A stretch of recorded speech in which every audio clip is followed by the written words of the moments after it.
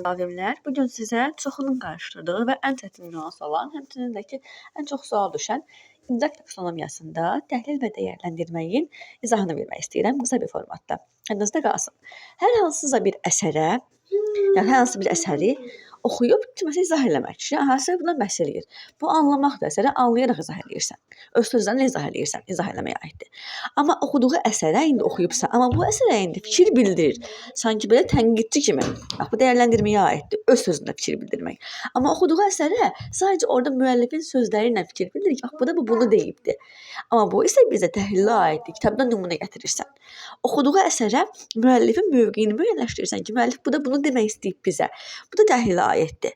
Oxuduğu əsərə müəllifin mövqeyinə bizim münasibətimiz. Bu isə artıq o kitaba dəyərləndirməkdir. Bizim fikrimiz. Qısacası, bizim fikrimizdirsə, oxucunun fikridirsə, öz sözləri ilə bu dəyərləndirməkdir. O kitabı dəyərləndirir. Amma oxucu kitaba yazıcının, müəllifin fikrindən fikir bildirirsə, yəni müəllif bu da bunu deyib. Bu isə bizdə o kitabı incələmək, təhlil etməyə aiddir. Müəllifin kitabını pis deyirik. O da öz əsərinin müdafiəsinə qalxır.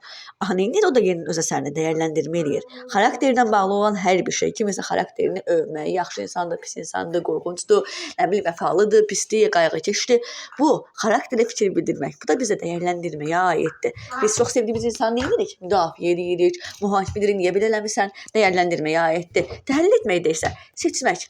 Məsəl üçün deyirəm ki, mənim ən yaxın dostum filan kəsdir. Bu təhlildir. Amma desə ki, niyə ən yaxın dostundur? Xarakterini sayırıq ki, həmişə yanımdadır, kömək eləyir, qayğıkeşdir. Bu isə ona dəyər verməkdir.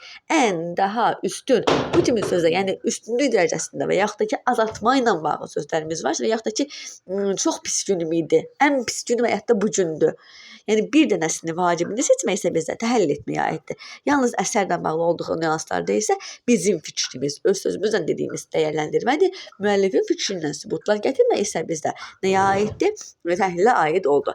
Əsaslandırmaq isə həm təhlil, həm dəyərləndirmənin açar sözüdür. 50-50-yə. Heç vaxt biz əsaslandırmağı mütləq bunu görürüksə dəyərləndirmədə deyə bilmərik. Tutaq ki, deyirəm ki, məsəl üçün yazıcının sözləri ilə əsaslandırır, yazıcının sözləri ilə. Artıq təhlildir, yazıcı bunu deyib. Bir də var ki, öz sözləri ilə əsaslandırır. Bu isə bizdə dəyərləndirməyə aiddir.